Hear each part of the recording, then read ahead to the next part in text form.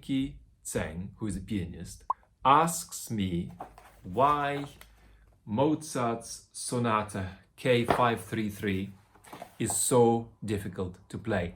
I think I said in a previous clip that it's the hardest piece of keyboard music to perform.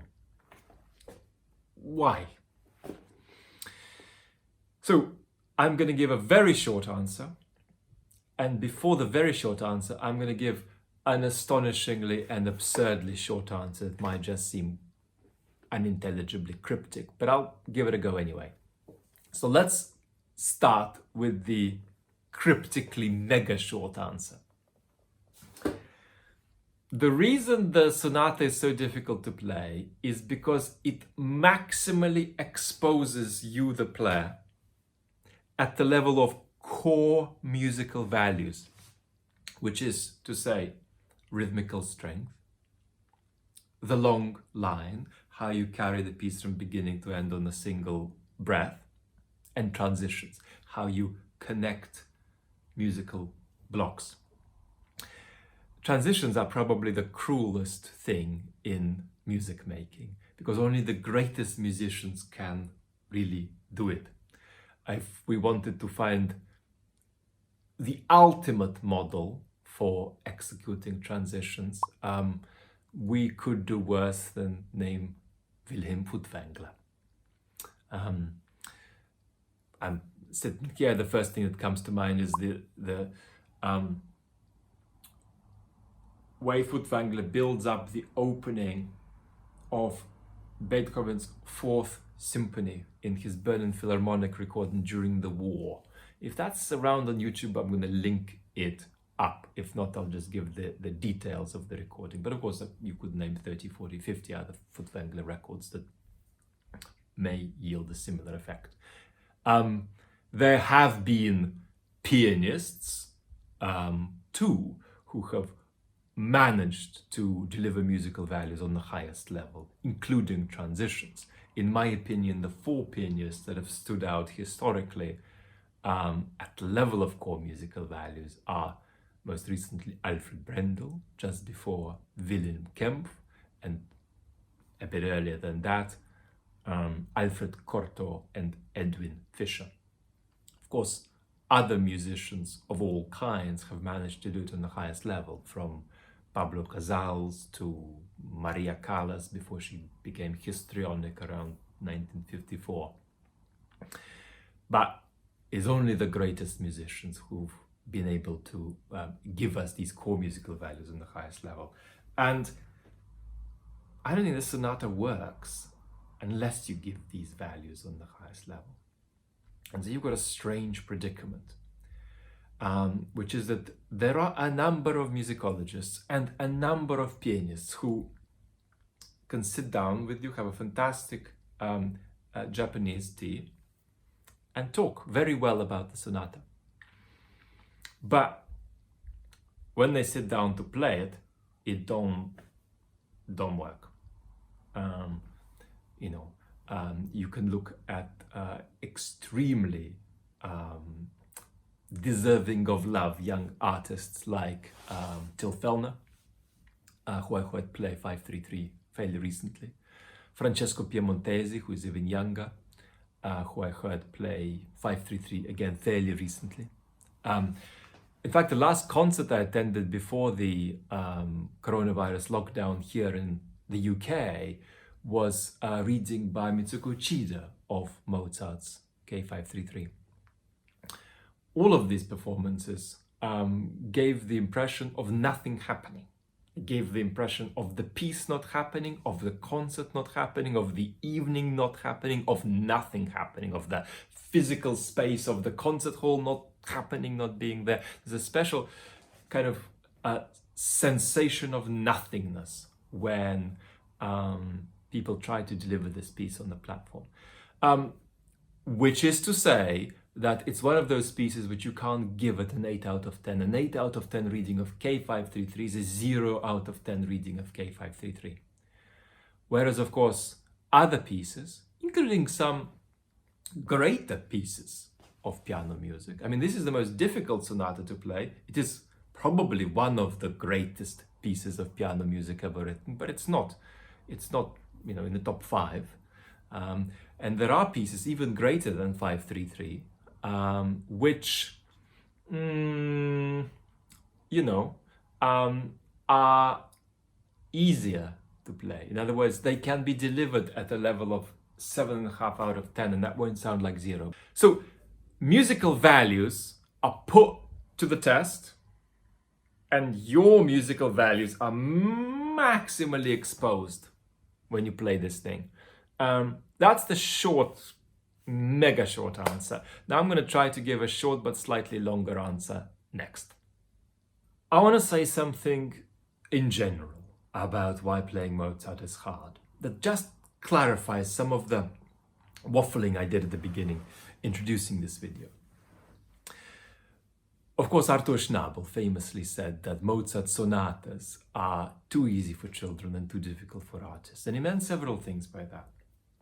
One of the things he meant is this situation of being terribly exposed that I already talked about. But I want to focus in on that and maybe apply slightly better language to it.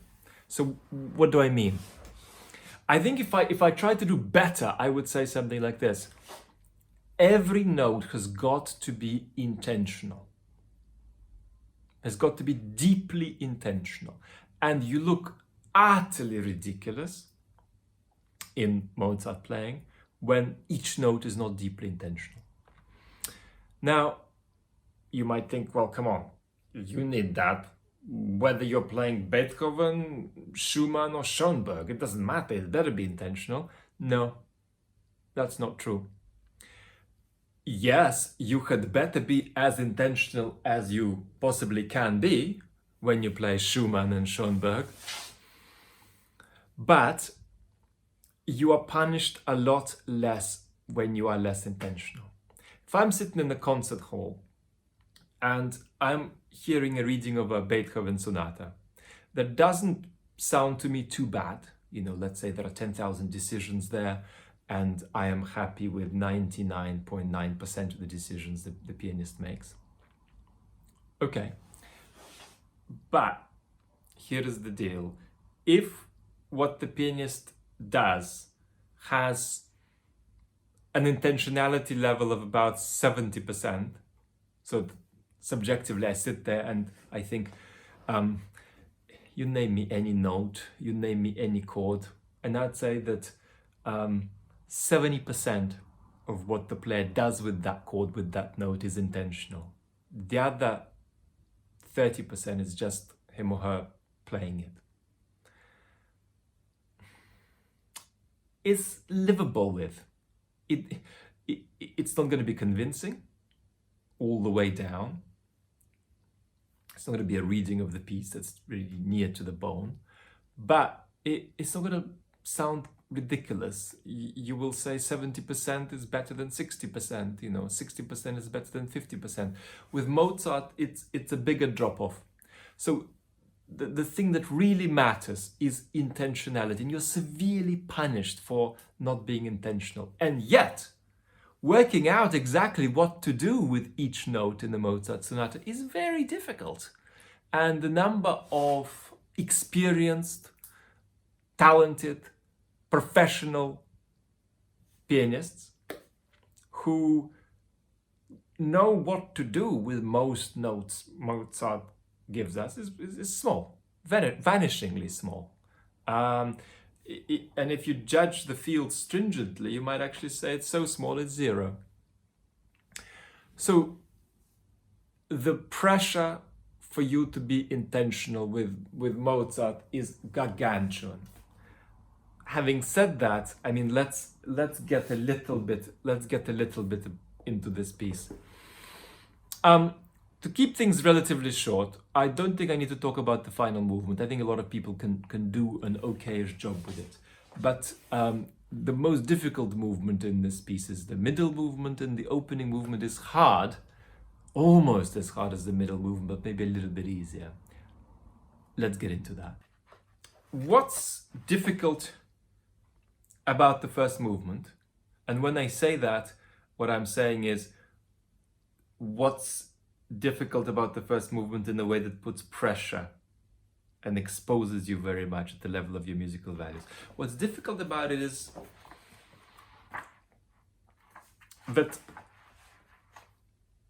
the character of the movement, its psychological type, its personality, asks of you to give a great deal of vertical weight in the playing, while also keeping a wonderful organic forward flow, what Edwin Fischer used to call Mozart's natural impetus. Now, why do you have to give so much vertical weight, as well as this wonderful free forward momentum at the same time? Why are the pressures on these two things so extreme?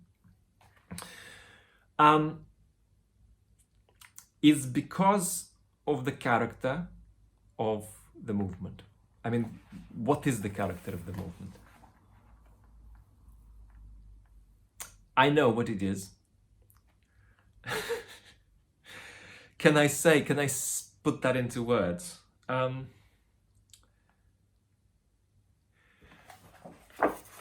The movement is process. The movement is something happening. In fact, it's something being done by somebody. In fact, it's something being done by somebody highly skilled.